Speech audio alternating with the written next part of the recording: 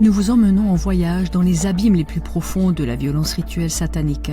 Le vol d'enfants à l'échelle mondiale, perpétré par une élite de criminels, est attesté par une multitude de survivants et de témoins. Si nous détournons le regard, si nous ne faisons pas la lumière tous ensemble, les coupables pourront continuer éternellement. Mais maintenant c'est terminé, nous sommes arrivés au bout du tunnel. Par conséquent, partagez cette vidéo dans toutes les langues, s'il vous plaît.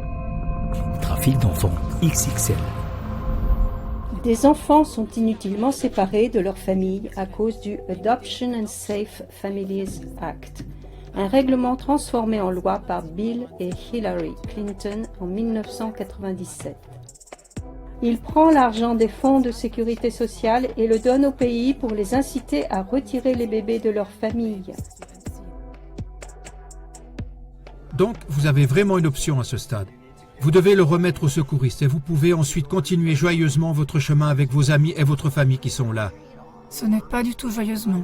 Ou alors je vous le retire et vous allez en prison. Vous devez prendre cette décision. Vous devez la prendre maintenant. Je ne le laisserai pas partir.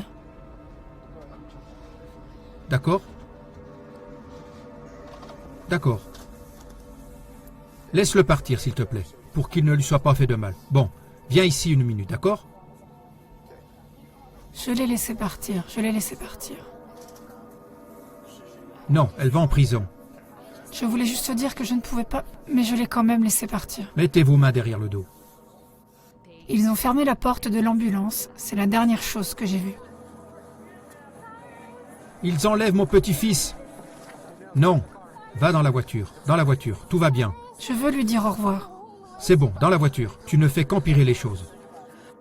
Chaque enfant vaut environ 1 million de dollars pour l'État. Le gouvernement fédéral perçoit chaque année 60 à 80 milliards de dollars qu'il transfère aux 50 États pour faire retirer des enfants. Les statistiques du CPS indiquent que 83% des prises en charge, c'est-à-dire lorsque les enfants sont arrachés à leurs parents par les services de protection de l'enfance, sont basées sur des accusations totalement infondées. Si je ne l'avais pas vu de mes propres yeux, je ne pourrais pas croire que le gouvernement fédéral est devenu un service de livraison en gants blancs. Il est littéralement le livreur d'une organisation de trafic d'enfants. C'est eux qui le font. Et parce que ce gouvernement retient ces données et les cache aux forces de l'ordre, personne ne sait où se trouvent plus de 320 000 enfants. Nous avons 500 000 enfants qui ont des parrains dans ce pays et nous ne pouvons pas les trouver. Nous ne pouvons pas les trouver actuellement. Le professeur Andrea Christidis cite 160 cas connus d'enfants et d'adolescents violés par des super riches pendant des années dans des villages d'enfants SOS. Il existe 575 villages d'enfants dans le monde employant 5000 personnes. Andrea Christidis fournit les justificatifs et les noms. Les autorités sont régulièrement impliquées dans ces pratiques terribles. Selon un documentaire de la chaîne française N24, le chiffre d'affaires des pédophiles est estimé à 300 milliards d'euros dans le monde, dont environ 1 milliard rien qu'en Allemagne. Le nombre de cas non recensés est toutefois bien plus élevé. Selon l'Office fédéral de la police criminelle, plus de 18 000 victimes d'abus sexuels sur des enfants ont été recensées en Allemagne en 2024. Selon les enquêteurs, le nombre réel devrait être nettement plus élevé. Selon une commission d'enquête indépendante en Nouvelle-Zélande, environ 200 000 enfants, adolescents et handicapés auraient été victimes d'abus dans des institutions d'accueil publiques et religieuses. La vente d'enfants à des personnalités connues laisse supposer l'existence d'un vaste réseau. Les drogues, la violence et les électrochocs indiquent une torture psychologique telle qu'elle était pratiquée par MKUltra. 2 agents des services secrets ukrainiens ont témoigné de la disparition de plus de 9000 enfants dans le Donbass. Ils ont révélé des noms et des organisations qui placent des enfants d'Ukraine auprès d'élites pédophiles en Grande-Bretagne. Les 2 agents de renseignement ont été victimes d'un attentat à l'explosif. Lors de l'explosion, un agent et un membre de sa famille sont morts. L'autre agent a été blessé et est entré dans la clandestinité. Nous avons cependant encore des enregistrements de lui. Vasily Prozorov a mis au jour les structures du trafic d'enfants en Ukraine en désignant les coupables par leur nom. Il a révélé l'ensemble des processus et des liens du trafic d'enfants. Selon ses déclarations, les enfants sont envoyés à l'étranger sous prétexte d'être évacués loin de la zone de combat. soit pour se faire soigner dans des cliniques britanniques, soit pour étudier dans des établissements d'enseignement au Royaume-Uni. Des bébés seraient également vendus sur le marché noir dans presque tous les pays occidentaux avec un alibi de maternité de substitution ou d'adoption. Le service de sécurité ukrainien serait à la tête de ce trafic d'enfants. L'ancien député Andrei Bridgen a transmis ces graves preuves des agents de renseignement au service de sécurité de la police et au MI5, mais rien n'a été fait. Il a également transmis les informations sur le trafic systématique d'enfants et la pédophilie de personnalités de haut rang à la NCA, l'Agence nationale britannique contre le crime, mais il ne s'est rien passé. Il a alors envoyé toutes les preuves à des politiciens de haut rang. Le seul résultat de tous ces efforts contre la maltraitance des enfants a été qu'il a été accusé de pédophilie par la police. Quand on voit au sommet de la pyramide les noms de ceux qui coordonnent ce crime, on comprend pourquoi les forces établies n'ont pas envie de mener des enquêtes. Bridgen a été accusé d'être membre de la franc-maçonnerie et d'avoir participé à des abus rituels sur des enfants lors de réunions maçonniques. Andrew Bridgen témoigne cependant qu'il a refusé d'adhérer à la franc-maçonnerie il y a 30 ans et qu'il n'en a jamais été membre. Un autre journaliste indépendant a vécu exactement la même chose. Lorsqu'il a transmis les preuves du trafic d'enfants de l'un des agents secrets à la NCA, à la police et au MI5, personne n'est intervenu. Il parle également de Natalia Urban, une journaliste connue qui a enquêté sur les organisations de traite des êtres humains. Elle était aussi courageuse qu'une lionne. Elle se serait ensuite suicidée en sautant d'un pont. L'ancien général américain Mike Flynn qualifie l'Ukraine de plaque tournante du trafic d'armes, de drogue et d'enfants. Les défenseurs des droits de l'homme de la Fondation pour la lutte contre l'injustice ont apparemment démasqué de hauts fonctionnaires de l'OTAN qui seraient impliqués dans l'organisation de réseaux pédophiles dans les pays de l'UE. Selon la Fondation, les militaires de haut rang ont profité de leur position pour abuser des enfants et ont également forcé leurs subordonnés à le faire. Des photos et des vidéos auraient été enregistrées dans le but de faire pression sur eux. La Fondation révèle d'abominables expériences de pédophilie menées par l'OTAN et la CIA dans le cadre du programme de contrôle mental MKUltra. Sur les possibilités de contrôle mental par les méthodes de torture particulièrement violentes. Un rapport de l'inspecteur général de la CIA confirme ces recherches. Selon de nombreux témoignages, le programme se poursuit toujours. Selon les déclarations de la Fondation, les médias et la Cour pénale internationale sont empêchés d'enquêter sur ces atrocités. Le professeur MacLeod, lanceur d'alerte de l'ONU, rapporte que du personnel de sécurité de l'ONU a enlevé des jeunes filles dans la zone de guerre en Yougoslavie. Il les aurait enchaînées dans des cages pour que le personnel de l'ONU les utilise comme esclaves sexuels. L'ONU était au courant de ces faits et les a étouffés. Pendant la guerre en Yougoslavie, près de 50 000 enfants ont été emmenés hors du pays. Un ex-officier des services secrets yougoslaves a vendu des enfants à des partenaires commerciaux occidentaux pour un prix unitaire de 20 000 marks. Les enfants n'ont pas été rendus à leurs parents par le Croissant Rouge ou la Croix-Rouge, ils ont tout simplement disparu. L'ex-chef du FBI, Ted Gunderson, enquêtait depuis les années 1970 sur les crimes sataniques commis sur des enfants aux États-Unis et sur l'implication de cercles haut placés et de la CIA dans le trafic international d'enfants. Selon ses déclarations, environ 100 000 enfants en sont victimes chaque année. Selon les déclarations d'un médecin, Ted Gunderson a été empoisonné. Le journaliste Guido Grande s'est infiltré dans le milieu pédocriminel afin d'identifier les structures et les auteurs de ces crimes et de transmettre les informations aux autorités d'enquête pénale. Il a ainsi obtenu d'horribles snuff vidéos dans lesquelles des bébés, des enfants de tous âges et des adultes étaient cruellement torturés, violés et parfois tués devant la caméra. Dans son livre Hardcore Kindersatanismus Band 3, il décrit les abus rituels et la torture de 109 victimes. Au total, 3 946 victimes, 796 auteurs et 41 témoins ont été identifiés. Et on ne cite pas ici les tomes 1 et 2. Dans ces livres, Caro M, et Ike A, Irene Z, Michael J et Mona C y racontent par exemple des meurtres rituels sataniques de bébés, d'enfants et d'adultes, ainsi que du cannibalisme, des viols et des tortures cruelles. Guido Grant y décrit de manière réaliste et détaillée les stratégies utilisées par les agresseurs pour que leurs sacrifices rituels ne soient pas découverts. Welche Strategien Täter anwenden, damit die Opferungen nicht auffliegen. Guido Grant est le journaliste le plus connu dans les pays germanophones qui a enquêté sur la violence rituelle satanique. Il y a de nombreuses années, les médias publics se référaient encore à ses recherches et publiaient ses mises en garde contre le satanisme. Mais ce n'est plus le cas depuis longtemps, bien que des experts confirment dans un rapport gouvernemental anglais que les abus rituels sataniques ne sont pas un mythe. Examinons maintenant un cas récent en Allemagne. Dès l'âge de 2 ans, une fillette revenait toujours complètement perturbée après les visites chez son père. Elle pleurait et criait tout le temps.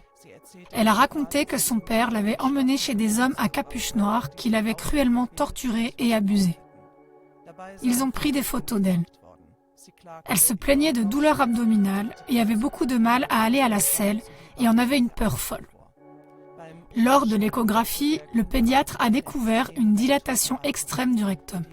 La mère a raconté que l'enfant avait presque toutes les nuits de terribles flashbacks au cours desquels elle hurlait de douleur pendant 1 ou 2 heures, les yeux ouverts. « Arrêtez, arrêtez, je n'en peux plus, arrêtez !»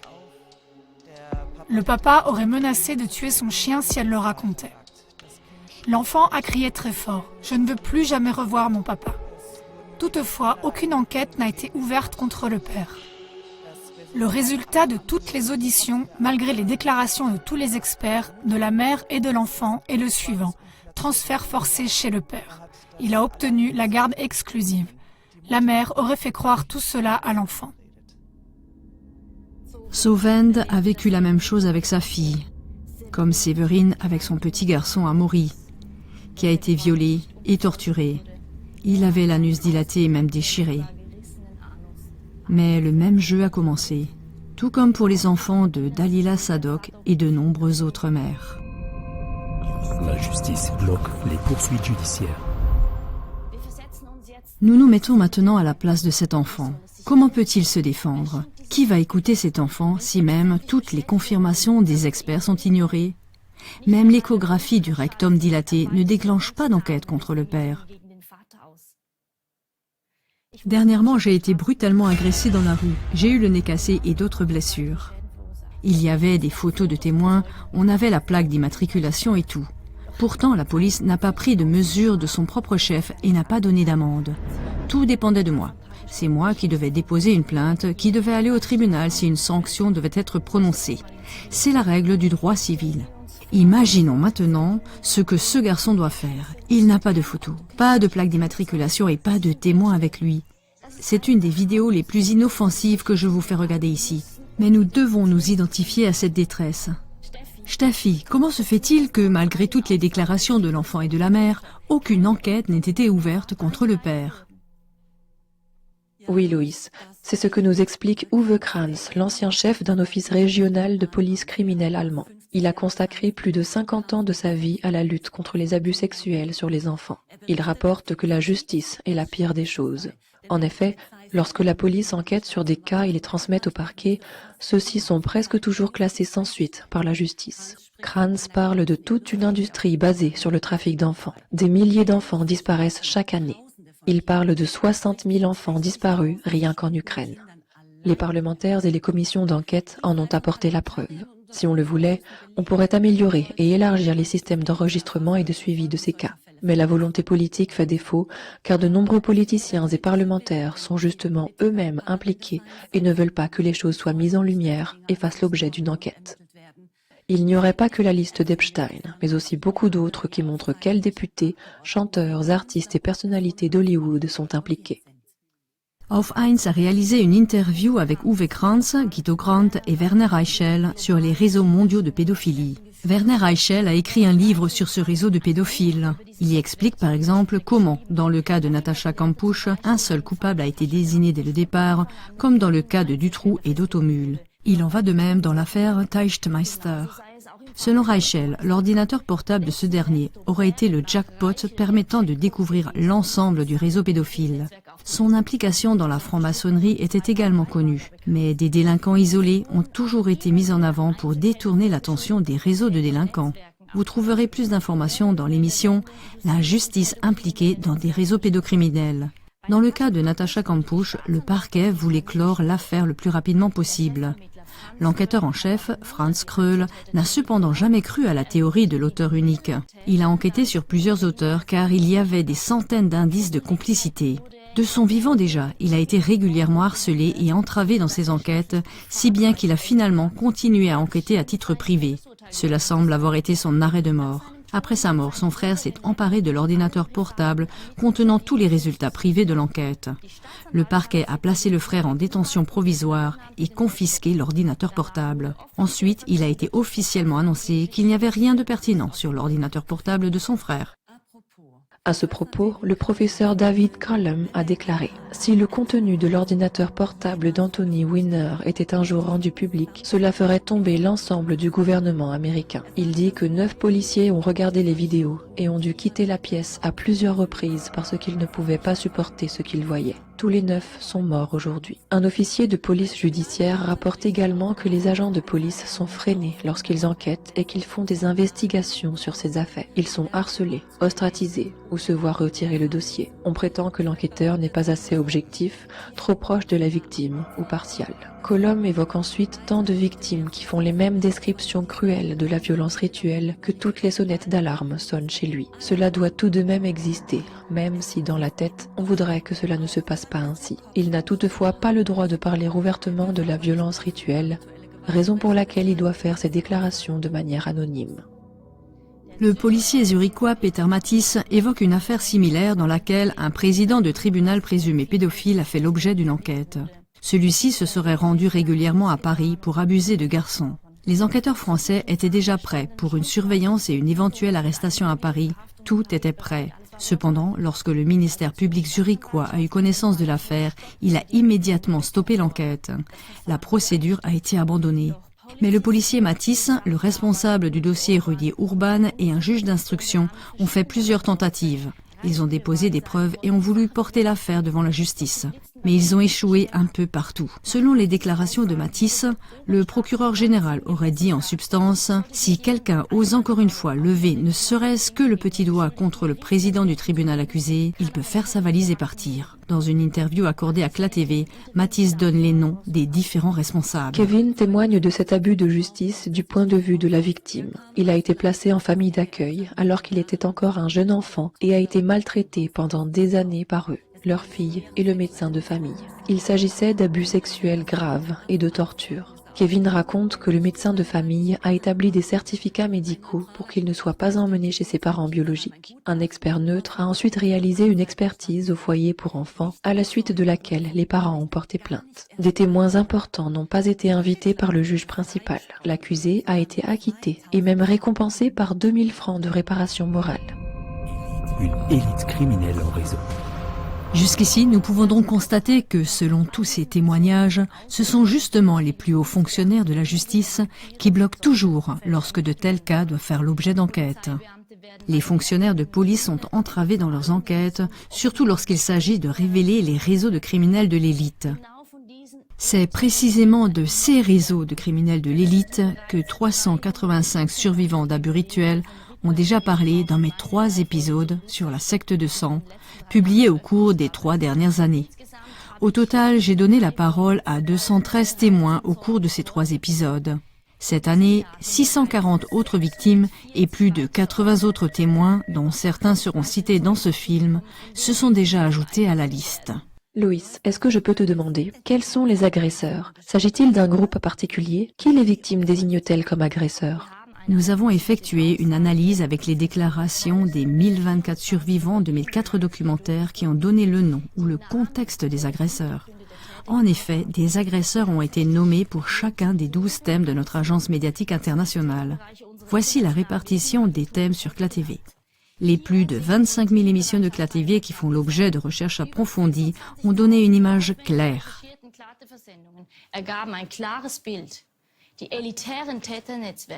Les réseaux de délinquants de l'élite s'étendent aux 12 thèmes.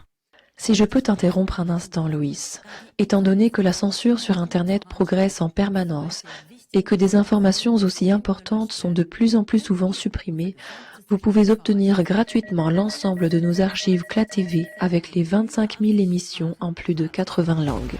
Cela représente des productions d'une valeur d'1 milliard d'euros, 13 ans d'engagement bénévole de milliers de contributeurs. Vous trouverez toutes les informations à ce sujet sur www.cla.tv/2+. Genau, danke Steffi. Exactement, merci Steffi. Nous avons analysé toutes les déclarations des victimes et des témoins. Je vous montre un exemple tiré du domaine politique. Je fais apparaître les politiciens accusés qui ont été décrits par les victimes comme les coupables dans des scandales qui ont éclaté publiquement. De nombreux hommes politiques américains sont cités dans le scandale Franklin, les viols d'enfants et les chasses à l'homme de Bohemian Grove. Dans les affaires d'abus autour du pédophile britannique Jimmy Savile, dans les révélations du militant des droits de l'homme Peter McKelvey et du survivant David d'Angleterre, les noms des politiciens pédocriminels britanniques sont rendus publics. Malheureusement, 40 noms de députés impliqués ont été cachés au public. C'est Margaret Thatcher, l'ancienne Premier ministre, qui a couvert cela. Vous trouverez de nombreuses sources à ce sujet sous l'émission. La liste dite Reigns mentionne également de très nombreux hommes politiques britanniques qui ont été auteurs d'abus rituels sataniques. La psychiatre Joanne Coleman a énuméré ici tous les agresseurs qui lui ont été cités par sa patiente Hélène G. et par d'autres patientes. Dans l'immense réseau belge de délinquants autour de l'affaire Dutroux, qui comprend au total environ 90 violeurs d'enfants, nous avons filtré les politiciens de manière visible, le tout solidement étayé par des sources. D'autres pays comme la France, le Portugal et l'Allemagne ont également fourni des témoignages et des rapports sur l'implication d'hommes politiques, et ce n'est que la partie émergée de l'iceberg. Nous avons créé sur la base de données publiques une page sur Vetopédia sur laquelle les victimes et les témoins de violences rituelles, de placement d'enfants ou de trafic d'enfants du monde entier peuvent s'inscrire. Ainsi, la lumière est faite sur ces agissements malveillants et les réseaux de malfaiteurs sont démantelés dans le monde entier. Je fais donc appel à vous, survivants et témoins de violences rituelles. N'hésitez pas à vous inscrire sur vetopédia.org. Les victimes et les témoins autour de l'affaire Epstein font également état de ce réseau criminel de l'élite. Avant son élection, Trump avait promis de publier tous les dossiers relatifs à l'affaire Epstein. Déclasseriez-vous les dossiers Epstein? Oui, je le ferai. Mais maintenant, tout à coup, il a complètement tourné et les dossiers ne sont pas déclassifiés. Vous parlez encore de Jeffrey Epstein? On parle de ce type depuis des années. Pourquoi l'affaire Jeffrey Epstein serait-elle intéressante pour quelqu'un? C'est plutôt ennuyeux. Nick Bryant avait déjà publié sur Internet en 2015 les protocoles de vol concernant le Black Book d'Epstein. À la page 85, on y lit clairement le nom de Donald Trump et bien d'autres noms de personnalités éminentes. Nick a obtenu ces informations par l'intermédiaire d'Alfredo Rodriguez, le majordome d'Epstein. Virginia Giuffre, une victime connue d'Epstein, a confirmé tous les auteurs mis en avant par Rodriguez. Virginia Giuffre a accusé, outre Epstein, les personnalités de l'élite qui apparaissent à l'écran d'avoir abusé d'elle.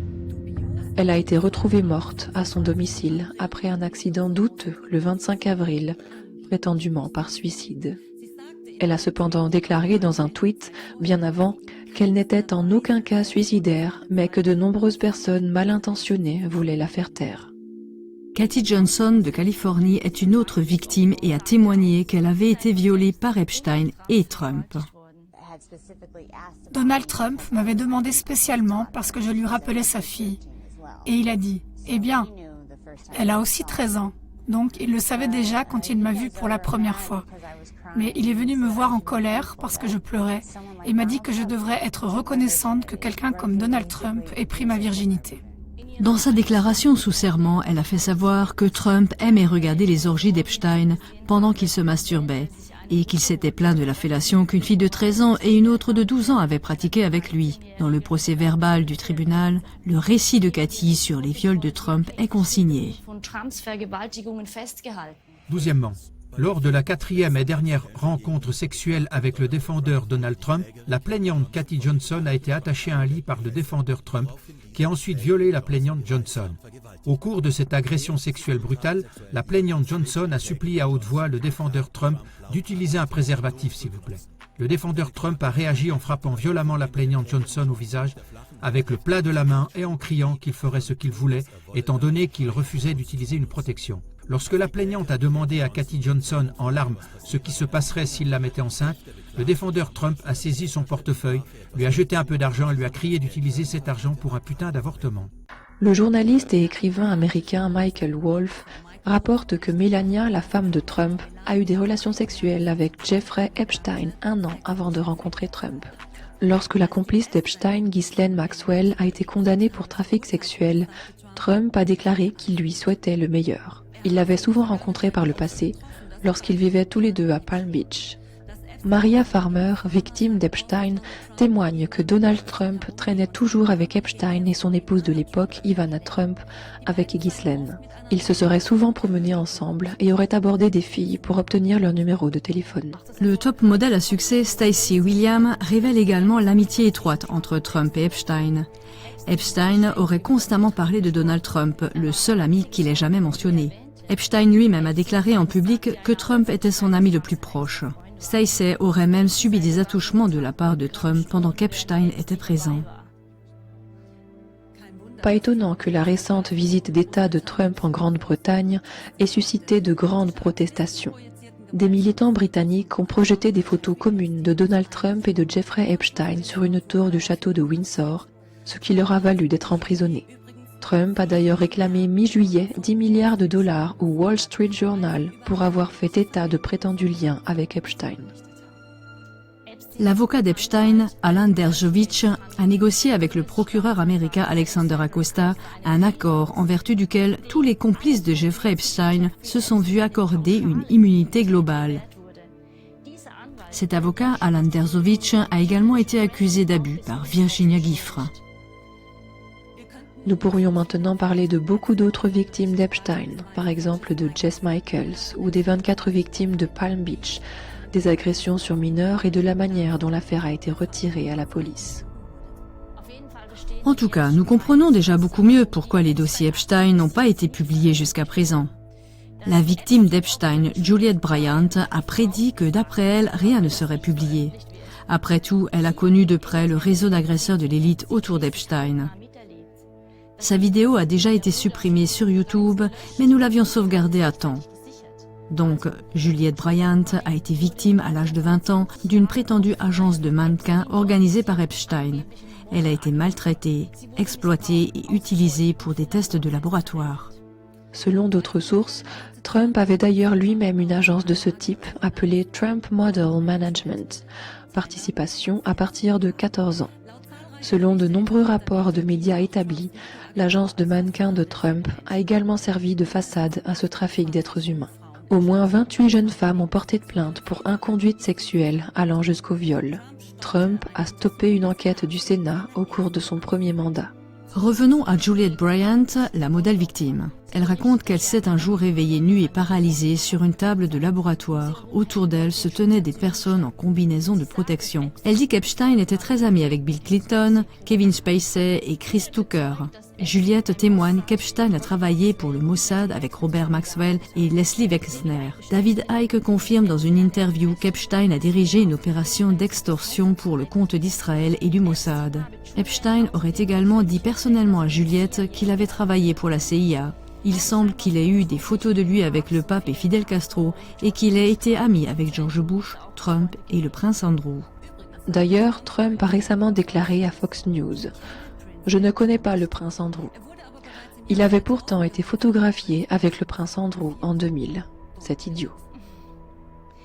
Selon ses propres déclarations, Juliette a également été emmenée dans la villa de Bill Richardson où se trouvaient également Epstein et Clinton. On aurait dit que tout le monde était en réunion. Ensuite, une odeur très étrange d'urine et d'excréments et de quelque chose d'indéfinissable et d'horrible s'est dégagée de la pièce. Juliette soupçonne que c'était l'odeur d'un cadavre. Elle décrit en outre un cruel rituel satanique d'Epstein que nous ne pouvons pas reproduire ici. Elle fait état de nombreux indices selon lesquels certains cercles de la soi-disant élite seraient profondément impliqués dans des pratiques occultes. De nombreuses preuves se seraient accumulées au fil des ans, faisant état de la sombre réalité des sacrifices rituels et de la pratique de la magie noire dans les cercles d'élite. Abus rituels sataniques. Ces dernières années, des centaines, voire des milliers de survivants de la violence rituelle satanique se sont exprimés publiquement et ont brisé le silence. Emma Catherine, des États-Unis, a par exemple donné la parole à de nombreux survivants sur sa chaîne. Elle fait un excellent travail d'information et est très appréciée par les personnes concernées dans le monde entier. Mathias d'Allemagne a lui aussi franchi le mur du silence avec sa chaîne inébranlable « Survivre aux abus sexuels ». Dans ses interventions, il donne la parole à de nombreux survivants, tout comme le canal de Lifeline et du mouvement 50 Voices. De très nombreux canaux et initiatives ont vu le jour dans le monde entier pour sensibiliser aux abus rituels. Tous les survivants disent la même chose, même s'ils parlent des langues différentes. Sa série de films, La secte du sang, a également fait le tour du monde en 42 langues et a été vue 13,7 millions de fois. Tu as ainsi jeté un pavé dans la mare, Loïs. Nous voyons ici que ton documentaire est parvenu jusqu'en Israël. Oui, exactement. En Israël aussi, un déluge de révélations s'est abattu. Nous avons été submergés de divers côtés par des rapports terribles sur la violence rituelle en Israël. C'est pourquoi nous allons maintenant nous y intéresser de plus près. Mais reprenons depuis le début. De l'âge de 5 ans à 20 ans, Yael Ariel a été victime d'abus rituels et obligée d'infliger des sévices à d'autres enfants. Elle a été gravement blessée lors des rituels. Mais Yael a toujours eu terriblement peur de rendre public ce qu'elle avait vécu. Mais elle a ensuite observé comment, ces dernières années, de plus en plus de survivants ont révélé les abus rituels sataniques et comment cela s'est beaucoup répandu sur Internet, ce qui lui a donné du courage et l'a poussée à franchir le pas en 2022. Elle a publié des faits sur la violence rituelle sur Facebook. Elle a ensuite tremblé de tout son corps pendant 2 heures, comme elle le raconte. Puis une énorme avalanche s'est déclenchée. 60 survivants de tout Israël l'ont contacté dès la première vague et ont raconté les mêmes histoires de violences rituelles sataniques, les mêmes expériences qu'elle a vécues. Des personnes de haut rang auraient été impliquées dans les abus rituels commis dans tout le pays. Des médecins, des rabbins de haut rang, des policiers, des pédagogues et même des députés de la Knesset, anciens ou encore en fonction. La plupart des auteurs seraient issus des milieux ultra-orthodoxes et sionistes, dont les œuvres montrent cependant qu'ils se disent juifs religieux, mais ne le sont pas. Jésus a appelé de tels trompeurs la synagogue de Satan. Mais selon Yael Ariel, il y aurait des victimes de tous les secteurs, y compris arabes, car les agresseurs collaborent. En 2023, une autre étape très décisive a été franchie. Daniel Sharon, le PDG du magazine Bereshit, le seul média alternatif en Israël, a publié le premier article sur les abus rituels. Il y est question de plus de 200 enfants victimes d'abus rituels dans plusieurs quartiers de Jérusalem.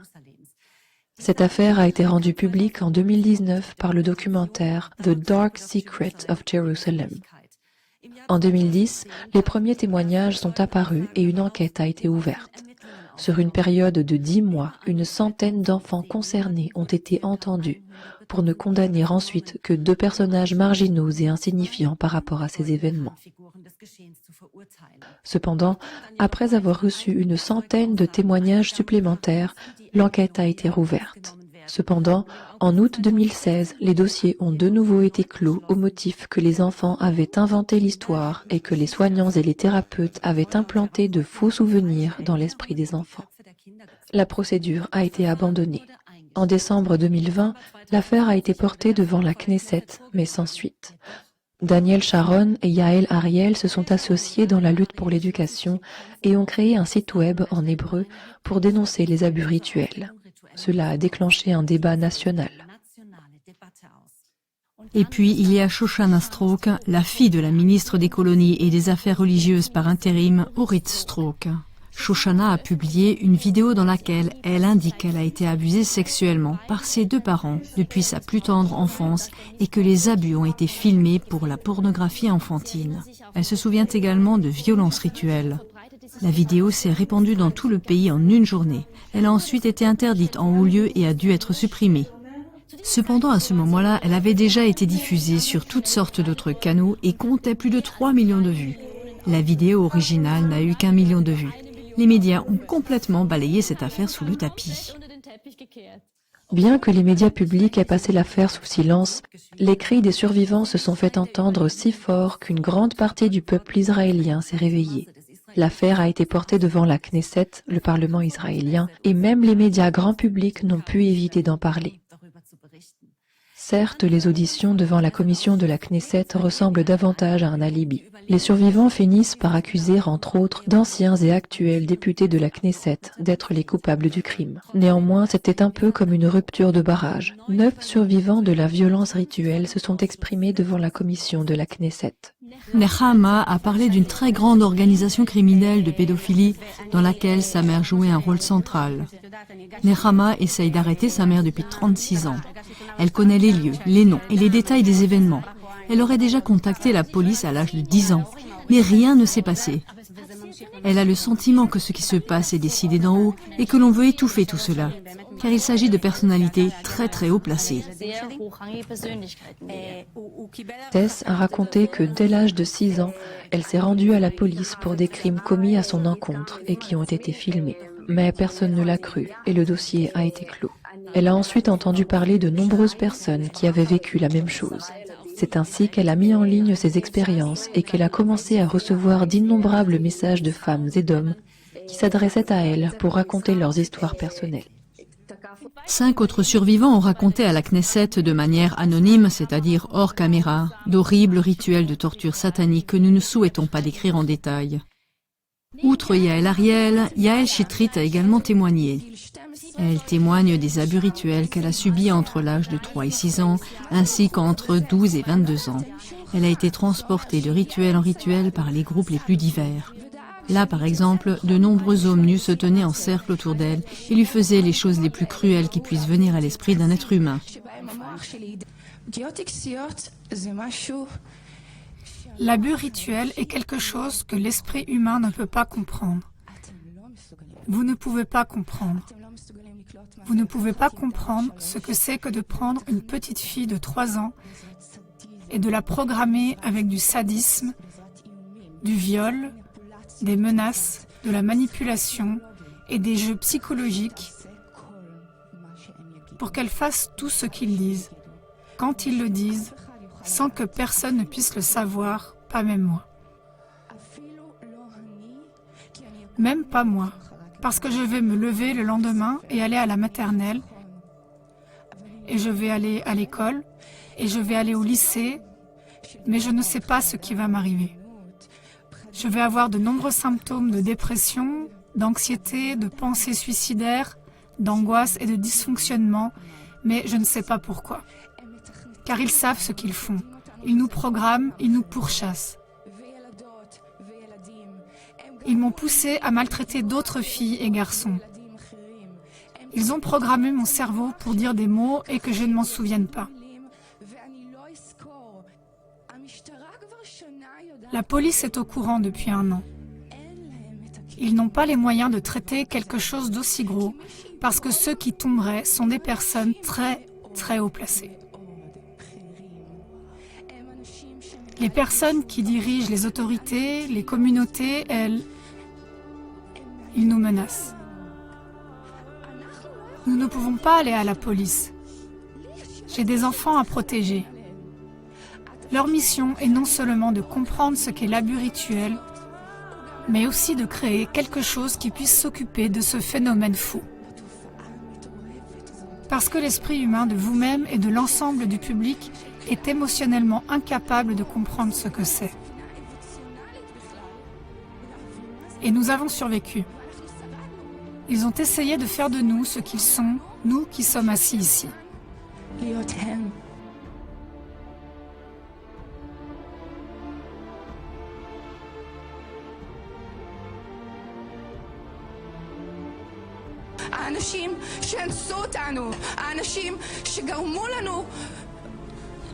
Les gens qui nous ont violés, qui nous ont infligé des souffrances infinies, à travers des études de la fonctionnalité humaine, des règles humaines très compréhensibles, des techniques et des formules pour contrôler les cerveaux des garçons et des filles. Votre rôle n'est pas seulement de comprendre ce qu'est un abus rituel, mais de faire en sorte qu'il cesse ici, à Israël, à Safed, à Jérusalem, à Haïfa, à Jaljulia et partout dans le pays, sans distinction de secteur ou de religion. Yael Chitrit, nous t'aimons. Nous porterons ton cri avec la TV jusqu'aux extrémités de la terre. Yael Ariel, Tess, Shoshana, Nechama, Daniel Sharon, nous vous aimons tous. Nous vous envoyons notre salut chaleureux d'un profond attachement à Israël. La programmation. Florian Ohm était un membre haut placé de la haute finance et a géré jusqu'à environ 3 milliards de dollars américains. Il était un gestionnaire allemand de fonds spéculatifs, un grand investisseur et un chef d'entreprise dans le domaine de la gestion de fortune internationale. Il était milliardaire, possédait 2 jets, des châteaux, un bon yacht de luxe et 7000 mètres carrés de surface habitable répartis dans différents pays. Il a fréquenté dès son plus jeune âge des écoles d'élite aux États-Unis et suivi des études à l'université de Harvard et obtenu un master en administration des affaires à la Harvard Business School.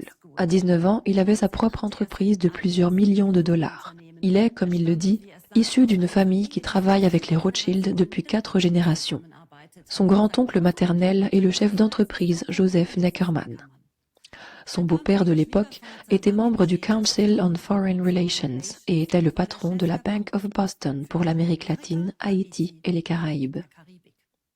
Dans une interview de près de 3 heures à Ungescriptet by Ben, il se décrit lui-même comme un produit MKUltra. Selon ses propres dires, Ohm a subi depuis l'âge de 4 ans des abus physiques, psychologiques et sexuels, ainsi que des tortures à des fins de programmation ciblée. Son père l'a violé et a fait preuve d'une extrême violence à son égard, si bien qu'une fois il a eu 4 côtes et 2 dents cassées. Florian voulait sans cesse sortir de là et échouait lamentablement. Lorsque cela a enfin été possible à 47 ans, une chasse à l'homme internationale a commencé. Sa fiche Wikipédia se lit comme un roman policier. Il s'agit de conserver le pouvoir, de le transmettre, de le potentialiser. Rien d'autre n'est important. Les livres d'histoire sont importants. On veut trier les plus intelligents, les traumatiser, les reconstruire. Cela peut être les mathématiques, ça peut être l'argent, ça peut être le pouvoir, ça peut être la politique. Nous vivons dans un monde illusoire. Oh mon Dieu, tu es un putain de produit MKUltra. Par des abus physiques, psychologiques et sexuels que le jeune enfant, ça a commencé pour moi 5 ans, 4 ans en fait. Il existe aussi des photos qui le prouvent. Cassé, brisé. Qu'est-ce qui manque? L'amour et l'attention. L'amour et l'attention pour ceux qui sont brisés ne s'obtiennent que par des performances extraordinaires. Alors tu auras peut-être droit à un câlin. Tu recevras peut-être des félicitations pour la première fois. Tu es aussi puni si la performance n'est pas au top. Il y a aussi du sadisme, qui fait des conneries aussi tordues avec des enfants. Malheureusement, j'appelle cela la sélection darwinienne, parce que ce qui est si dur, peu de gens y arrivent. Donc les résilients, c'est peut-être 2 ou 3%. Tu en introduis 100 dans le programme, mais il n'en sort que 3. Mon frère a développé un asthme sévère. Il a dû redoubler une classe. Et je connais encore quelques personnes du programme qui sont bipolaires. Certains sont bien sûr morts assez tôt. Beaucoup sont toxicomanes. Mais c'est une chose impitoyable. Et tu es transformé en machine à performance. J'avais en grande partie refoulé les graves abus. Tu vas dans un espace...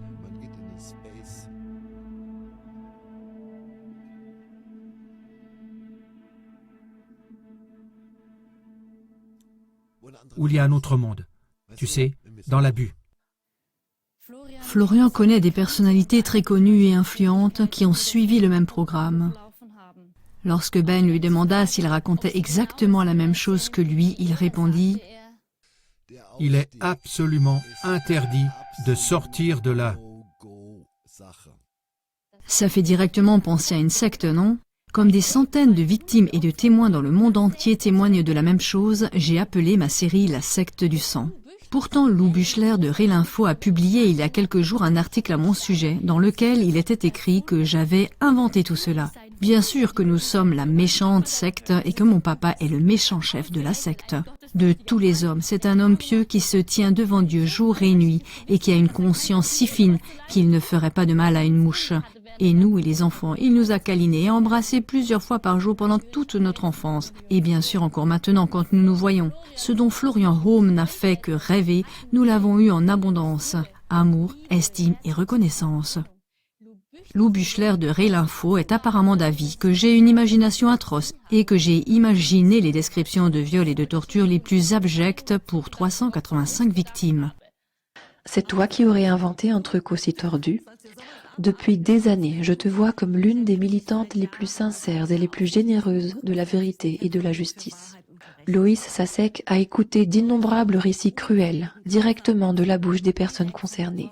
Elle descend toujours dans ces fosses de boue profondes parce que tous les autres journalistes qui sont bien payés ne le font pas, ou n'ont pas le droit de le faire. La plupart du temps, tu réalisais ces documentaires la nuit parce que tes journées étaient déjà assez chargées. Oui, et à chaque fois, je n'ai mis dans mes documentaires qu'une infime partie de tout ce mal, pour épargner les téléspectateurs.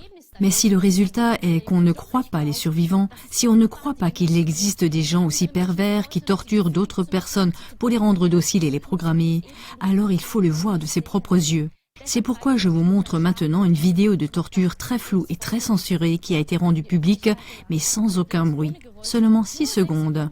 Parce que nous devons tous regarder et parler jusqu'à ce que tout le monde soit au courant. Sinon cela ne s'arrêtera jamais. Je t'interromps encore un instant. Il est évident que les auteurs ne veulent pas que de telles vidéos soient rendues publiques. C'est pourquoi tous les ordinateurs portables sont toujours vidés en premier lorsqu'un délinquant est démasqué.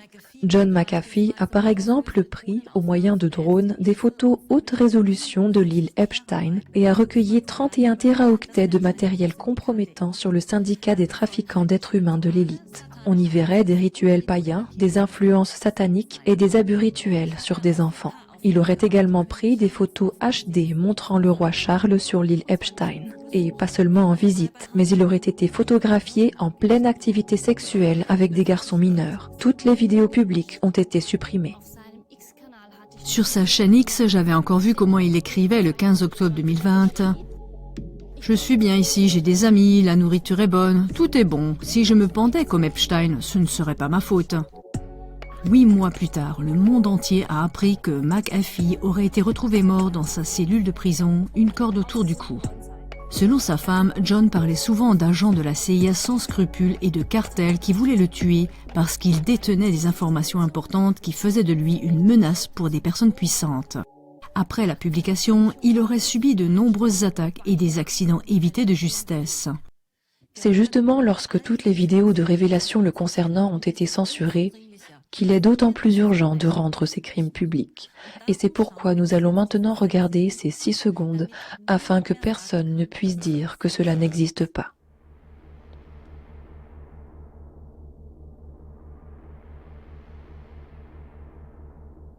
Vous venez d'assister à 6 secondes de vidéos de torture floue sans les cris déchirants, et c'est déjà insoutenable. Et maintenant, nous nous mettons à la place de cette victime attachée. C'est précisément ici que se produit, selon les déclarations d'experts du haut niveau, ce que l'on appelle un dédoublement de personnalité. Selon leurs recherches, quand quelque chose est tellement insupportable et cruel, la personnalité se divise en plusieurs parties, juste pour pouvoir survivre. C'est ainsi que naît le trouble dissociatif de l'identité ou personnalité multiple.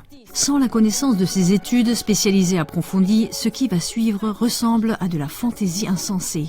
J'ai moi-même dû lutter contre cela pendant quelques années, mais les sommités parmi les spécialistes m'ont convaincu.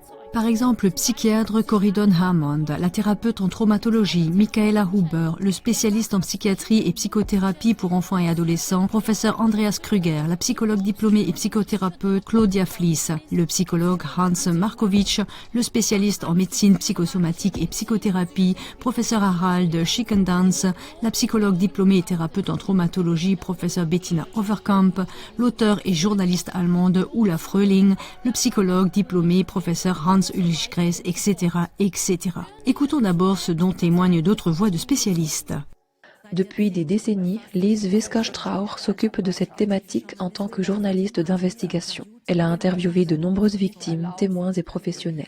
Elle est la réalisatrice du film de service public Höllenleben, Vie d'enfer, avec les recherches de Guido Grant et vient de sortir un nouveau film sur le thème des abus rituels.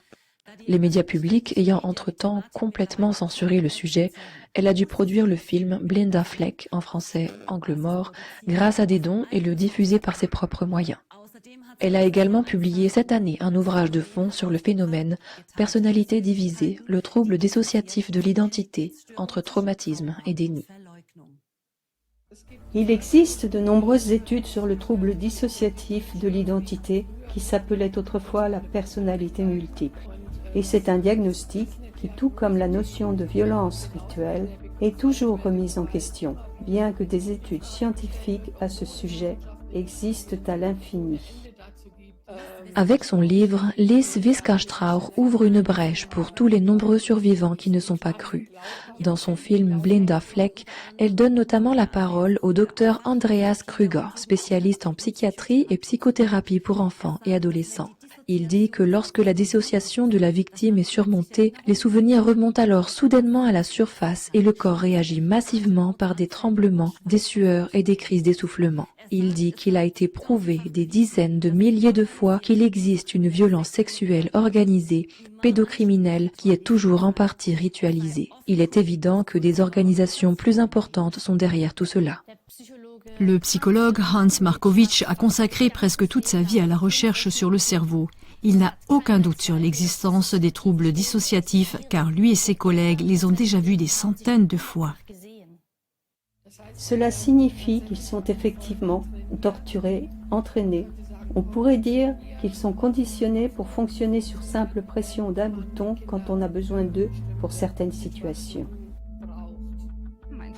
Oui, mon père s'est donné pour mission de me traumatiser, de me torturer, de me contrôler, de me manipuler et de faire de moi la créature qu'il veut et à laquelle il peut avoir accès quand il veut.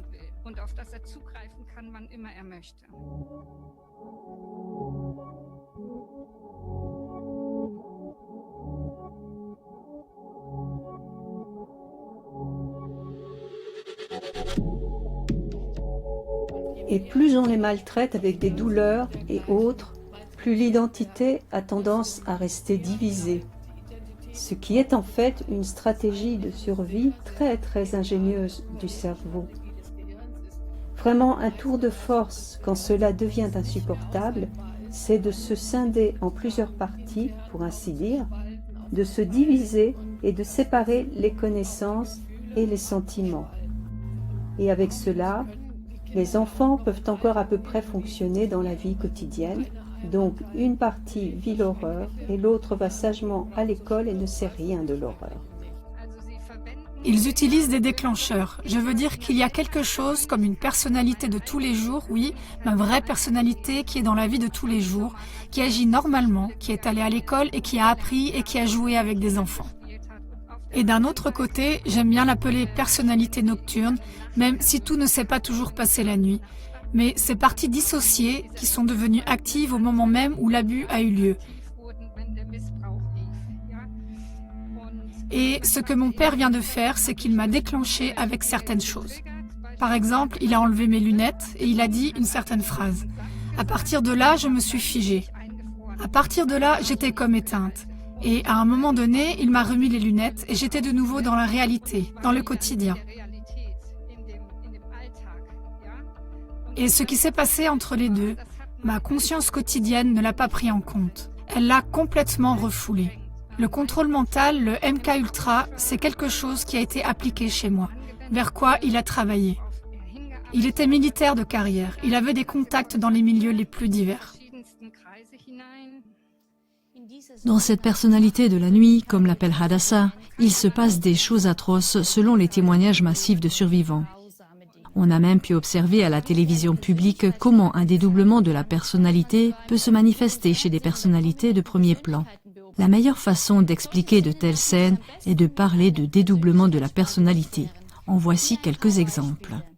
The Saturday Night Crew with our music intro starting next Saturday night. But folks, I want to take you to the world premiere of one of his new videos called Berserk. Take a listen. So was that the great Rick Rubin who was helping produce that with you, Marshall, when you did that? Yeah, sorry. Live TV. Live TV freaks me out a little bit. Yes, I'm sorry. What was the question? So that's where I come in. And I keep your emotions, and I deal with your emotions over here. But when it comes time for business, I implement what you told me on the emotion side into handling it in a professional manner, because sometimes it's hard for you. Speaking of showing us, 2 Chainz, you got a shot, 2 Chainz. Get a shot, let me see that shot, dog.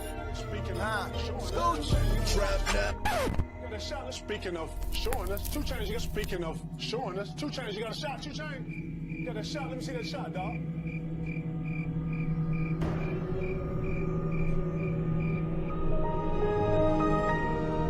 Oladipo, who is the reigning 2-time champion of the All-Star Weekend player talent show. You are talented. I give you a little credit on that. A lot of credit. You're very talented. I mean, you're not a karaoke guy like me, but you can actually.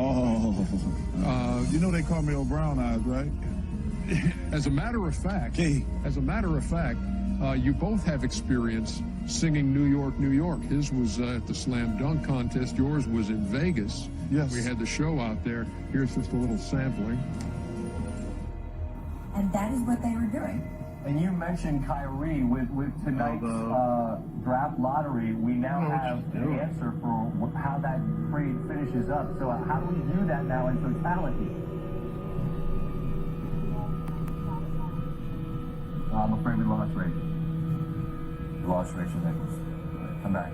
I'm here. I'm here. You can hear me? Instant. Come back. Boom. Instant. Come back. One last time. Meine Mutter redet genauso wie du bist. Ja? Wann wirst du erwachsen? Nein, das sollst du ja nicht, denn es gehört ja eine große Portion Naivität dazu, diesen Beruf auszuüben. Aber mit einer gewissen Ehrlichkeit, mit einer gewissen Ernsthaftigkeit. Und was wir da versucht haben hochzustemmen, hat wirklich was mit viel Arbeit. Nein, versucht haben hochzustemmen, hat wirklich was Yeah, I was kind of, I was a little down. I found out I was injured and I had to have surgery again, or with another knee.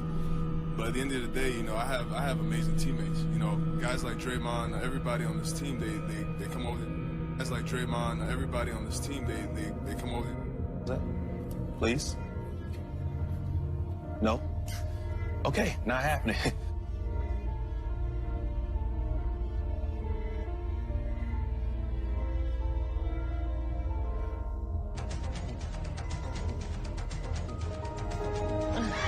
I'm sorry. I was in a trance. Yes, like they say in Catholic school, leave room for the Holy Ghost. Anyway, there is a lot of memories today, actually. It's a big day in music history. 35 years ago today, Elvis Presley passed away, the king of rock and roll. And as Mark Cohn says in his great song, Walking in Memphis, there's a pretty little thing waiting for the...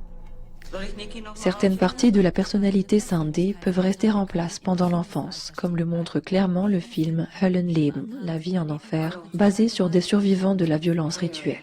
Par exemple, en cas de dissociation, les adultes peuvent soudainement retrouver la voix, le comportement et l'écriture d'un jeune enfant. À cela s'ajoute un exemple pratique de Britney Spears qui éveille le soupçon qu'elle a été façonnée dans une telle forge. C'est mon anniversaire. Je n'aurai pas 42 ans, mais 5 ans. Dans une vidéo étrange, le jour de son anniversaire, Britney Spears a soudainement dit « J'ai 5 ans » et a ajouté qu'elle devait aller à l'école maternelle. Elle semblait également contrariée par l'apparence que les paparazzi donnaient à son visage, disant que cela ressemblait à un masque Jason blanc.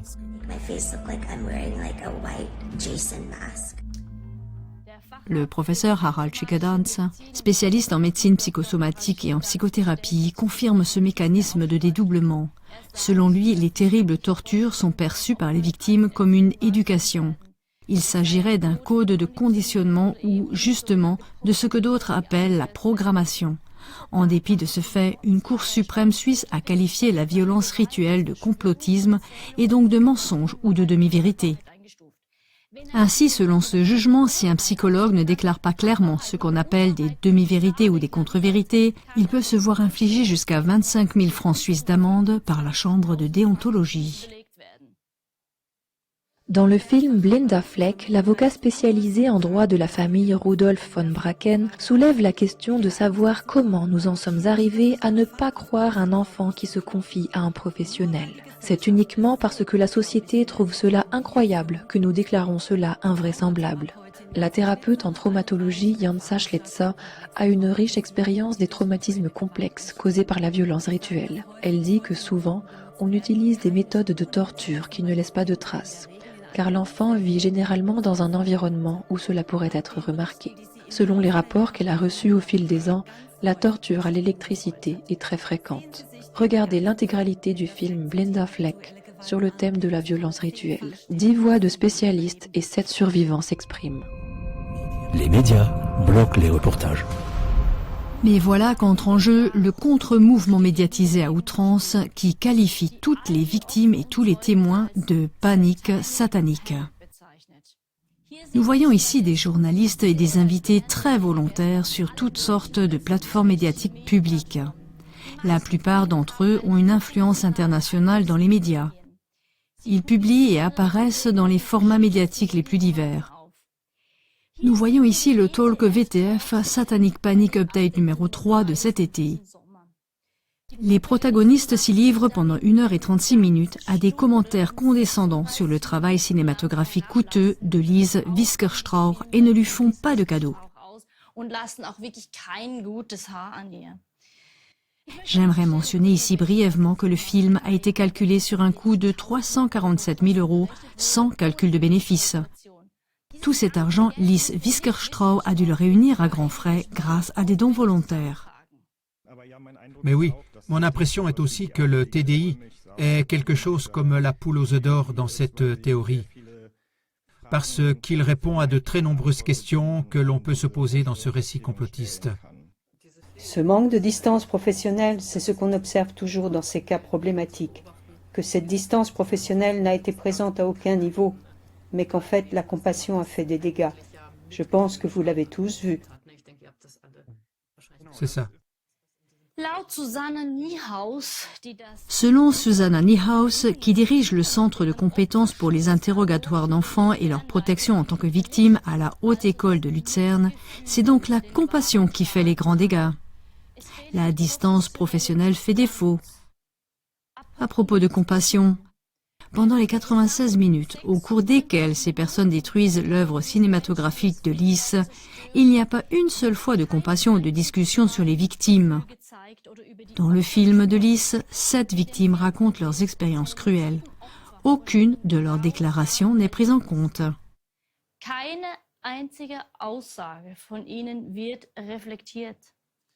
Le fil principal du film traite d'un cas actuel en Allemagne que nous avons déjà présenté au début. Il s'agit de la petite fille qui affirme avoir été abusée rituellement et torturée par son père et d'autres agresseurs. Malgré une échographie de son rectum fortement endommagée, elle est déplacée de force chez le père incriminé. Je demande à Susanna Niehaus et à tout le comité de Satanic Panic où exactement la compassion a-t-elle fait défaut ici?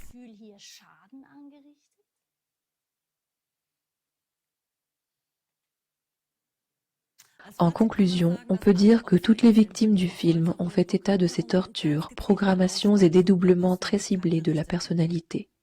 La psychologue criminelle Lydia Beneke est la plus célèbre de tous les défenseurs de ce récit poussé par les médias sur la prétendue panique satanique et ce qui est appelé le syndrome de la fausse mémoire. D'ailleurs, un pédophile avoué a été cofondateur de la False Memory Syndrome Foundation. Vous pouvez d'ailleurs le voir dans l'une de nos émissions. Ces personnes affirment donc que l'étude de ces crimes atroces n'est qu'une hystérie morale de masse et que tous ces témoignages de victimes sont de faux souvenirs. Nous écoutons brièvement une conférence qu'elle a donnée. Il existe donc un petit cercle de personnes qui sont des thérapeutes en traumatologie. Et ce cercle restreint défend très fortement ces thèses selon lesquelles, comme dans un film, le trouble dissociatif de l'identité, ce qu'on appelait autrefois la personnalité multiple, peut être atteint délibérément chez les enfants. Et qu'il programme ainsi les enfants, comme ils viennent de le dire, avec certains déclencheurs comme un chien de Pavlov. Si cela fonctionnait, je suis relativement sûre que toutes sortes de services secrets et même d'armées du monde entier l'auraient déjà exploité. Mais personne ne l'a fait, sauf les satanistes, prétendument. Et il a été prouvé que cette affirmation n'est pas exacte, car il s'agit justement, de par son origine, d'un produit des services secrets militaires. Nous l'avions déjà souligné au début du film. Le juriste Marcel Polt le prouve dans ses livres avec des documents militaires originaux. C'est ce qu'ont confirmé les survivants Fiona Barnett, Bryce Taylor, Cathy O'Brien et bien d'autres. Selon la Fondation pour la lutte contre l'injustice, la CIA a mené dès les années 1960 des expériences abominables sur des enfants dans le cadre du projet MKUltra. Et l'expérience empirique du chien de Pavlov confirme en réalité les déclarations des survivants de la violence rituelle. Celle-ci a été réalisée par le chercheur russe et prix Nobel Ivan Pietrovitch Pavlov afin de démontrer le conditionnement classique selon lequel on peut être conditionné par des stimuli déclencheurs ciblés. Des centaines de survivants et de témoins de violences rituelles affirment que l'armée ne se contente pas d'utiliser ces programmes de conditionnement, mais qu'elle les a même étudiés et y joue un rôle de premier plan. Je suis une survivante d'abus rituels sataniques. Je suis une survivante du contrôle mental basé sur le traumatisme, impliquant à la fois l'armée et des pratiques occultes. Et ce sont là des catégories très larges. Pour moi, il y a aussi une composante liée à l'implication de la NASA. Même des hauts gradés de l'armée sont secrètement impliqués. Nous avons été vendus au gouvernement fédéral par notre père et ses prêtres et chefs militaires, et je peux vous donner des noms si vous le souhaitez. Camp d'église avec Pearl Knight. Elle n'est plus parmi nous, mais elle était aussi dans mon camp d'église et elle était aussi l'une des femmes qui ont mené les expériences dans les bases militaires souterraines profondes de la base aérienne de Vandenberg. Ces psychopathes au sommet pensent qu'ils vont créer un ordre satanique qui dominera le monde. Il y a eu un soutien à un haut niveau du gouvernement américain pour ce genre de choses avec les opérations Bluebird, Paperclip, Mockingbird et bien sûr MKUltra qui se poursuivent encore aujourd'hui. J'ai été utilisée pour des choses horribles comme des assassinats, des tortures et des mutilations de personnes. J'ai des parties de moi-même qui ont été entraînées militairement.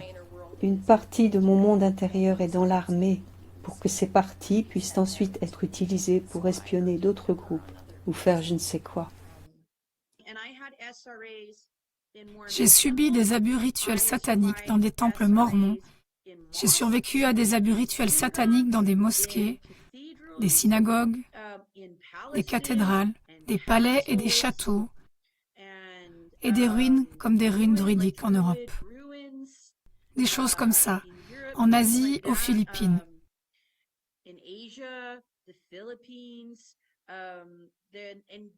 Et puis, alors ça, c'était juste les premières années. C'est à partir de là que les traumatismes militaires liés au contrôle mental sont entrés en jeu et que je me suis déplacée de base militaire en base militaire pour des expériences scientifiques et des traumatismes terribles, épouvantables.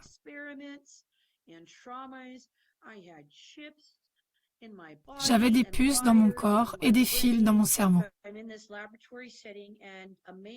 Je suis donc dans cet environnement de laboratoire et je vois un homme dans les yeux duquel j'ai pu voir tant de gentillesse et de douceur. Et lui aussi, à cette époque, avait des fils qui dépassaient de son cuir chevelu et ils lui ont fait une piqûre. Et le contrôle mental et je ne sais quel interrupteur qu'il place en lui. Et soudain, il devient un tout autre homme et commet les pires crimes qu'on puisse imaginer contre des femmes et des enfants juste sous mes yeux. Des choses horribles que je ne veux pas répéter parce qu'elles sont trop horribles. Et il pleurait parce qu'il ne pouvait pas s'arrêter.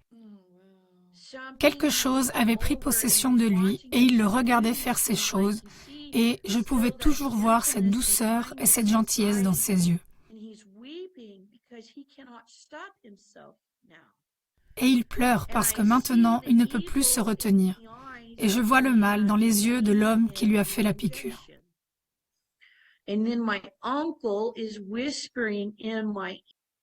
Le 18 juin 2025, une conférence de presse a eu lieu à Hambourg sur l'arrestation de celui qu'on appelle White Tiger, le tigre blanc, âgé de 20 ans.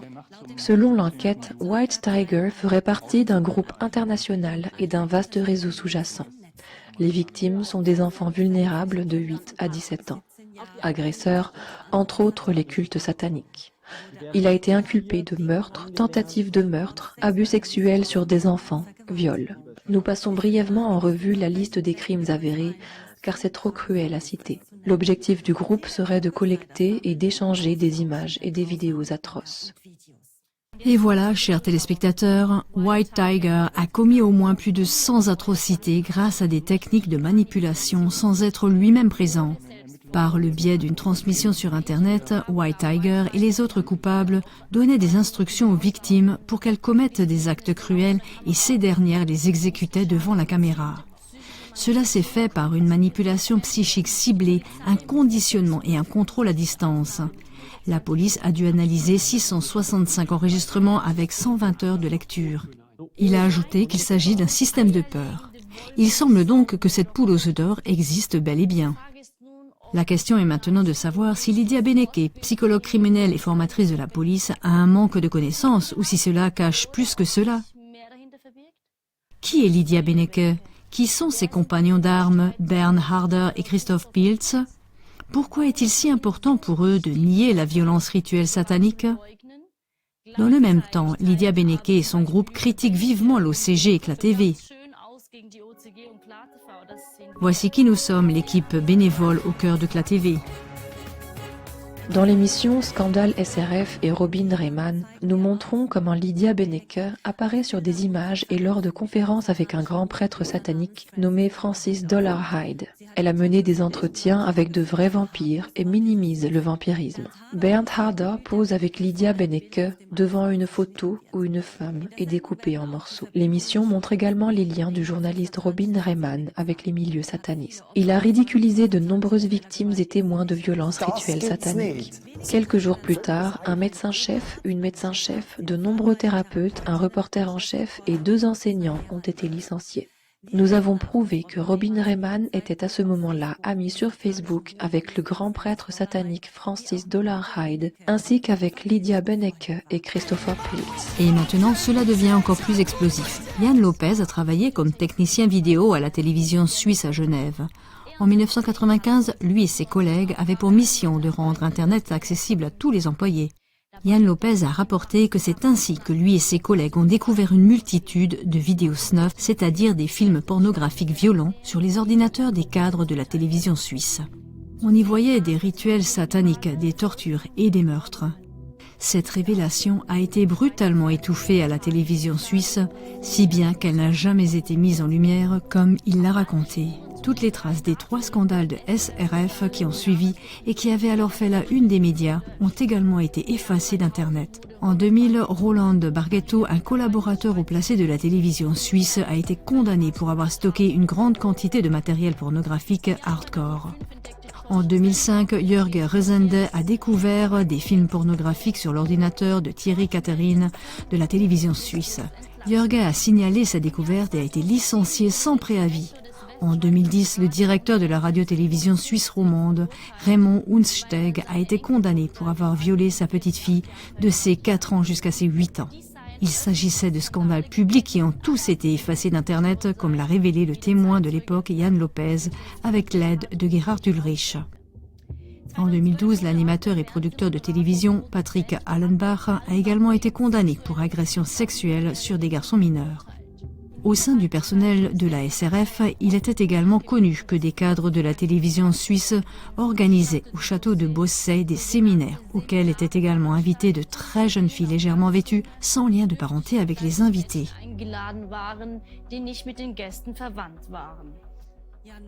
Dans son livre, Yann Lopez raconte comment sa petite fille Amandine a été entraînée dans le milieu des abus rituels sur mineurs par sa femme.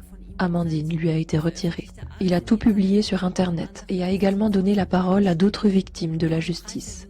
Le 13 mai 2019, son patron à la télévision suisse lui a demandé de retirer ses publications sur Internet. Pourtant, Lopez n'avait jamais mentionné qu'il travaillait pour la télévision suisse. Il a supprimé la page Internet consacrée à sa fille, mais a laissé en ligne la chaîne consacrée aux autres victimes. Il a été licencié sans préavis le 24 juin 2019. Il a été convoqué par le parquet de Genève et on lui a interdit toute publication. Il a publié un livre intitulé « Le cas Amandine ». Il y citait de nombreuses personnes impliquées dans les réseaux pédocriminels.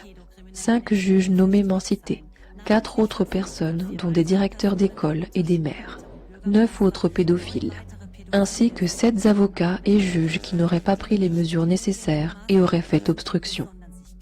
Il a en outre mentionné de nombreuses autres personnes qui seraient impliquées dans l'affaire. Gerhard Ulrich, qui a traduit et publié les révélations explosives de Lopez en français, en anglais et en allemand, rapporte. Après la deuxième publication, que s'est-il passé? C'était mi-octobre. Yann Lopez a soudainement disparu de la circulation. En quelle année? En 2019. Il a été retiré de la circulation et ses amis de Citoyens pour la justice publique l'ont cherché et ne l'ont pas trouvé. Avec le temps, il a filtré qu'il avait été placé en garde à vue par la police judiciaire de Genève, mis à l'isolement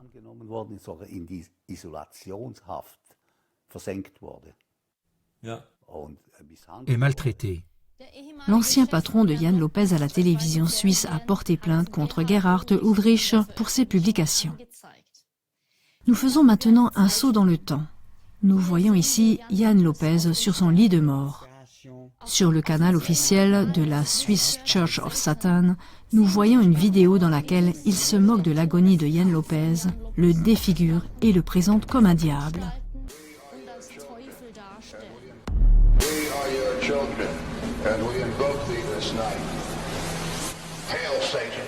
Dans une vidéo précédente, il était fait symboliquement allusion à sa mort.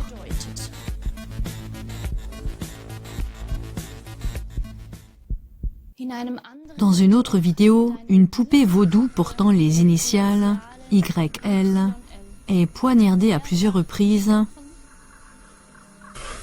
et brûlée.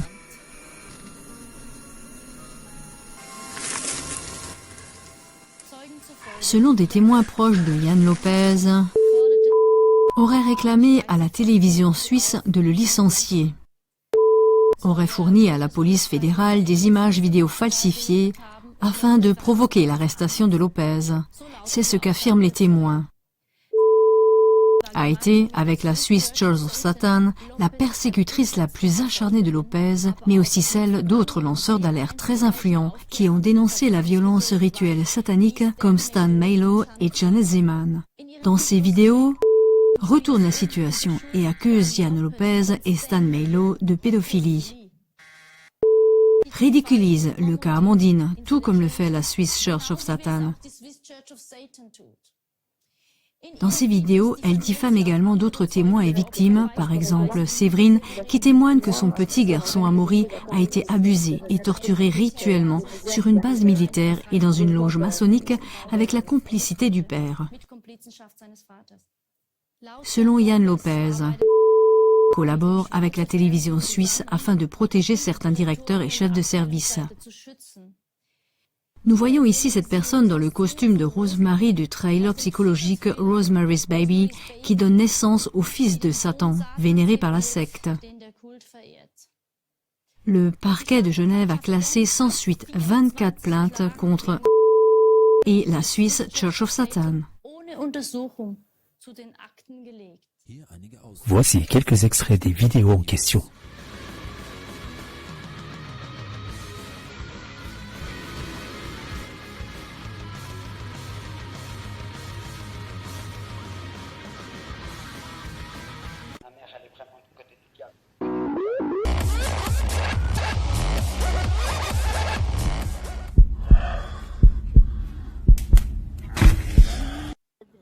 Après la mort de Lopez, des militants de la Suisse romande ont fait la lumière sur l'affaire Yann Lopez sur Agora TV. Cette chaîne a été supprimée de YouTube. La Swiss Church of Satan a lancé une chaîne fake du même nom afin de dénigrer la chaîne. La même chose s'est produite avec la chaîne originale de Yann Lopez 777 qui a été supprimée et remplacée par une chaîne fake du même nom. Grâce à des imitations vocales illégales, ils font parler Lopez dans ces fausses vidéos. François de Sibenthal d'Agora TV présente des preuves montrant que YouTube permet à la Swiss Church of Satan de diffuser ses vidéos, tandis que les vidéos d'Agora TV sont censurées. Cela se fait sur la base de plaintes et d'arguments fallacieux, à savoir de prétendues violations de droits d'auteur. Les plaintes ont été déposées auprès d'une gendarmerie en France qui n'a aucune compétence judiciaire et qui, selon Sibenthal, est en fait une caserne. La reproduction des vidéos originales d'Agora TV dans lesquelles on peut voir, par exemple, Yann Lopez et François de Sibenthal est brûlée par la Swiss Church of Satan dans l'une de ses vidéos sur fond de rituels sataniques de torture.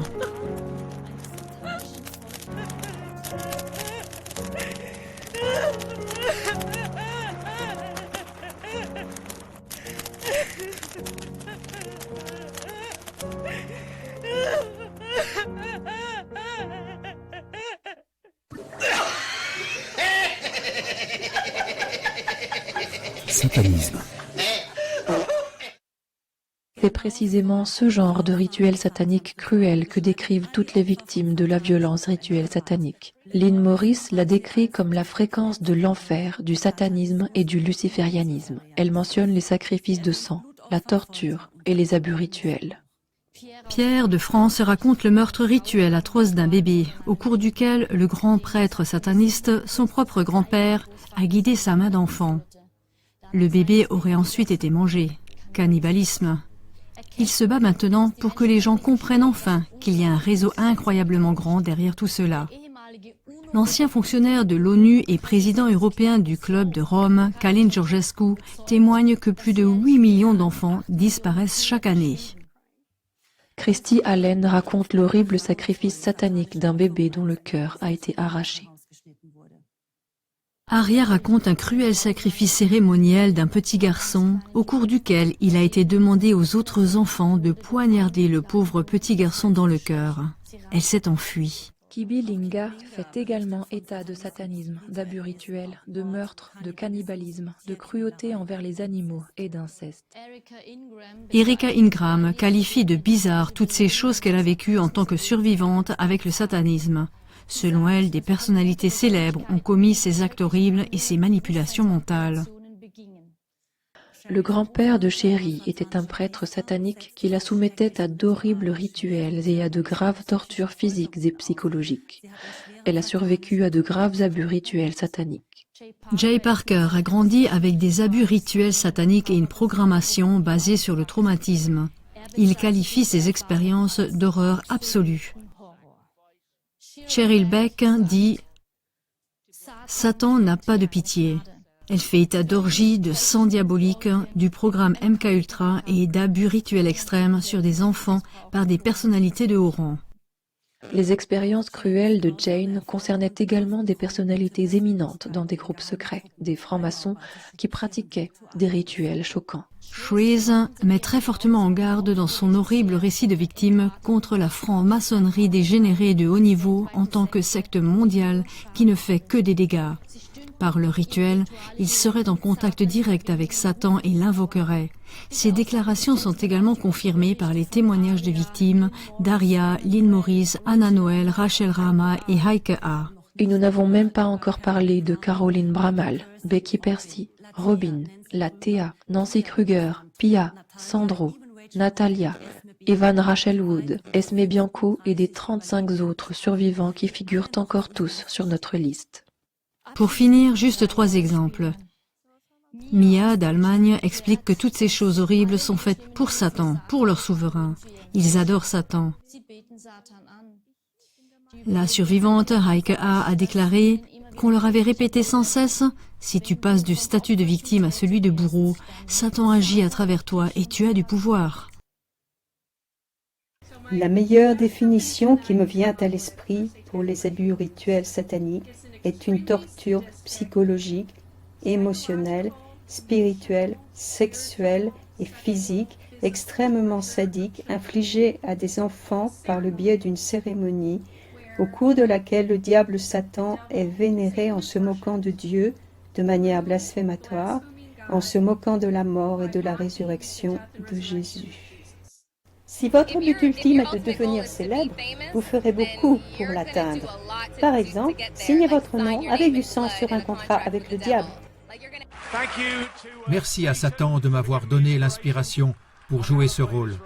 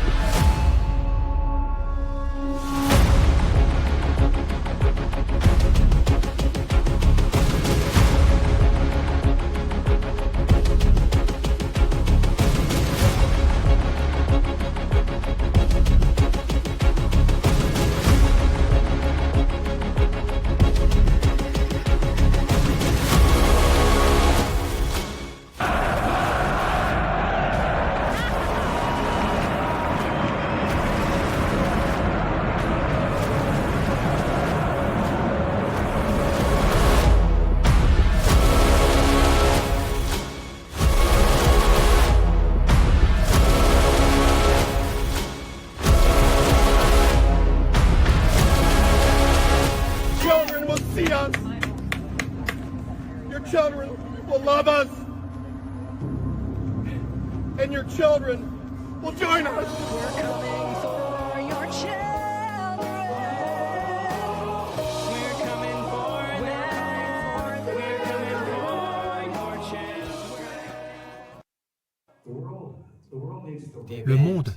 Le monde doit se réveiller.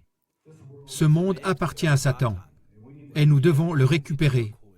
Ce court-montage illustre tous les témoignages des survivants de la violence rituelle satanique, qui attestent que Satan s'est emparé d'auteurs de tous horizons pour commettre les actes les plus diaboliques. Nous sommes loin d'avoir présenté tous les témoignages reçus sur la violence rituelle satanique, mais le temps est écoulé. Ce qu'il y aurait encore à dire sur les centaines d'autres survivants est parfaitement présenté dans les vidéos de la Swiss Church of Satan. Dans leurs vidéos, ils donnent un aperçu de torture, E-C-E-N-C-H-A-M. C'est comme la vallée des... viol, programmation et conditionnement, cannibalisme, rituel satanique,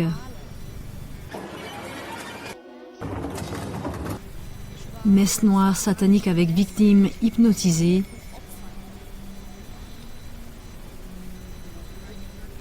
enfants enlevés disparaissant dans des donjons, vidéos méprisant les enfants,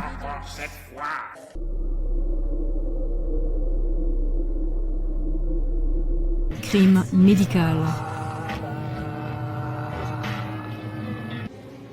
Alors que chez nous à CLA TV, nos vidéos sont constamment supprimées et censurées et que nous allons d'une affaire judiciaire à l'autre, leurs vidéos peuvent subsister au vu et au su de tous sans conséquence. Les connaisseurs du milieu de la violence rituelle satanique soupçonnent certaines de leurs vidéos de contenir les sons et les enregistrements vidéo de véritables atrocités.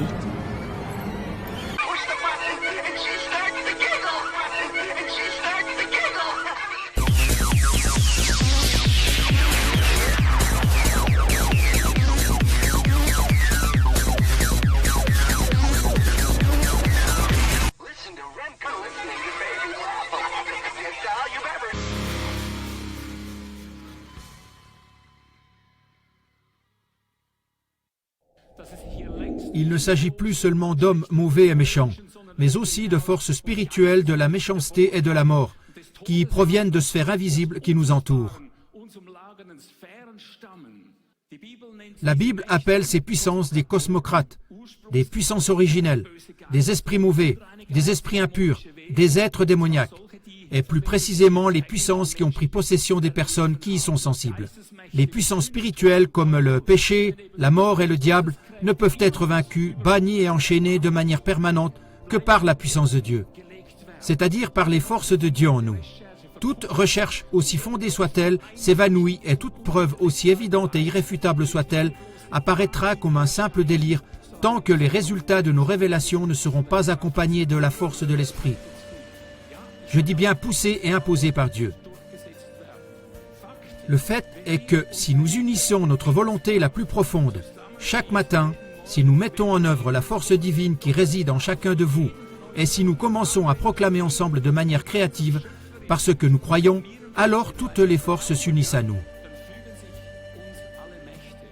Les bons se soumettent, font ce que nous leur disons, et les méchants se soumettent. Les personnes possédées par le diable sont ainsi privées de leur pouvoir. Les constructions mensongères consolidées par des forces diaboliques s'effondrent, et les gens reconnaissent soudain la vérité. C'est la raison pour laquelle nous sommes des millions aujourd'hui. Ils sont éveillés, disons-nous dans notre langage, par des proclamations communes et des prières de foi synergiques, c'est-à-dire par des déclarations de volonté synergiques, si tu veux les appeler ainsi, plutôt que par des prières. Des villes entières ont été transformées grâce à l'expression synergique de la volonté des justes. Des structures mafieuses inflexibles ont été démantelées, et des remparts sataniques auparavant impénétrables ont éclaté comme des bulles de savon. Et c'est aussi pour cette raison que nous nous connectons tous les matins à 6 heures dans le monde entier et que nous faisons valoir les résultats de nos découvertes par la force de l'esprit. Et comment nous faisons cela, me demanderas-tu? Par exemple, en donnant chaque matin à 6 heures, entre 6h et 6h05, soit seulement 5 minutes partout dans le monde, mais simultanément, des ordres aux forces spirituelles qui nous sont assignées. Nous ordonnons chaque matin: jugez-vous vous-même, trahissez-vous vous-même, détruisez-vous les uns les autres s'il n'y a pas d'autre moyen. Ce sont nos ordres que nous prononçons et les armées célestes veillent à ce qu'ils soient mis en pratique. Parce que vous savez, cela ne peut pas et ne sera jamais notre travail. Alors, faisons-le ensemble pour que nous sachions de quoi nous parlons. Toute la vérité vient maintenant à la lumière. Toute la tromperie des trompeurs s'effondre. Parce que nous tous, nous sommes un. Le ciel nous donne de l'importance. Maintenant à vous. Toute la vérité vient maintenant à la lumière. Toute la tromperie des trompeurs s'effondre. Parce que nous tous, nous sommes un. Le ciel nous donne de l'importance. En dessous de l'émission, vous trouverez nos proclamations quotidiennes telles que nous les prononçons dans une force créatrice synergique. S'il vous plaît, partagez cette vidéo avec tous vos amis et connaissances pour qu'elle devienne vraiment lumière. Nous devons tous crier pour ces victimes, sinon cela ne s'arrêtera jamais. Nous remercions les survivants qui ont fait preuve de courage et se sont exprimés publiquement. Nous vous aimons de tout cœur et prions chaque jour pour vous. Nous lançons également un appel à tous les autres survivants de la violence rituelle satanique. Osez faire le pas en public comme les femmes en Israël. Venez à la lumière et inscrivez-vous sur vetopedia.org. C'est la plus grande plateforme au monde pour les contrevoix opprimés. Nous y recueillons également des rapports sur les placements et le trafic d'enfants. Si une tierce personne vous a déjà inscrit en tant que personne concernée, vous pouvez corriger et compléter les entrées. Sur Vetopedia, de très nombreuses vidéos originales sont sauvegardées qui ne sont déjà plus accessibles au public. C'est pourquoi, inscrivez-vous sur Vetopedia. Alle Wahrheit in allen vereinigt sich jetzt, aller Trug der Trüger zerbricht. Alle Wahrheit in allen vereinigt sich jetzt, aller Trug der Trüger zerbricht. Unsere Einheit ist nicht in einer Religion, wir haben nur eine gemeinsame Not. Und wenn wir schlafen oder streiten, statt vereint im Kampf zu stehen, sind wir bald schon alle miteinander tot. Alle Wahrheit in allen vereinigt sich jetzt, aller Trug der Trüger zerbricht. Alle Wahrheit in allen vereinigt sich jetzt, aller Trug der Trüger zerbricht. Alle Wahrheit in allen vereinigt sich jetzt, aller Trug der Trüger zerbricht. Ja, alle Wahrheit in allen vereinigt sich jetzt, aller Trug der Trüger zerbricht. Ja, zerbricht.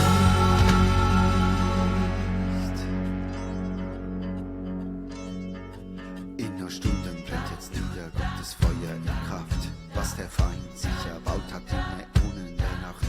In nur Stunden brennt jetzt nieder Gottes Feuer in Kraft, was der Feind sich erbaut hat in Äonen der Nacht. In nur Stunden brennt jetzt nieder Gottes Feuer in Kraft, was der Feind sich erbaut hat in Äonen der Nacht. In nur Stunden brennt jetzt nieder Gottes Feuer in Kraft, was der Feind sich erbaut hat in Äonen der Nacht. In nur Stunden brennt jetzt nieder Gottes Feuer in Kraft, was der Feind sich erbaut hat in Äonen der Nacht. In nur Stunden brennt jetzt nieder Gottes Feuer in Kraft, was der Feind sich erbaut hat in Äonen der Nacht. In nur Stunden brennt jetzt nieder Gottes Feuer in Kraft, was der Feind sich erbaut hat in Äonen der Nacht. In nur Stunden brennt jetzt nieder Gottes Feuer in Kraft, was der Feind sich erbaut hat in Äonen der Nacht. In nur Stunden brennt jetzt nieder Gottes Feuer in Kraft, was der Feind sich erbaut hat in Äonen der Nacht. In nur Stunden brennt jetzt nieder Gottes Feuer in Kraft, was der Feind sich erbaut hat in Äonen der Nacht. In Äonen der Nacht. Hey, was der Feind sich erbaut hat in Äonen der Nacht. Voici les archives historiques de CLA TV. Des émissions d'une valeur d'1 milliard d'euros. Et le plus cool, c'est qu'on te les offre gratuitement. Remplis le formulaire dès maintenant et tu recevras un disque dur gratuit exclusif directement des mains de ton collaborateur régional CLA TV. Vraiment gratuit? Absolument. Le seul prix à payer est que quand tu reçois un disque dur, tu le copies 2 fois et à ton tour, tu l'offres à 2 personnes intéressées. Changer le monde peut être très simple. Commence dès aujourd'hui.